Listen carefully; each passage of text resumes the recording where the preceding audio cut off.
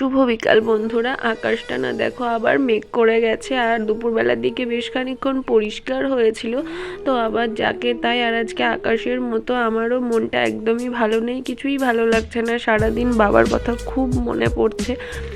আর 4-5 মাস হলো বাবাকে আমি দেখিনি, বাবার সঙ্গে কথা বলিনি। বাবা আমাকে ফোন করে বলেনি যে আয় দুদিন ঘুরে যা। যে মানুষটাকে একদিন ফোন না করলেই যে মানুষটা আমার বাড়িতে চলে আসতো, সেই মানুষটা এখন দিনের পর দিন কিভাবে আমাকে ছেড়ে আছে আমি জানি না।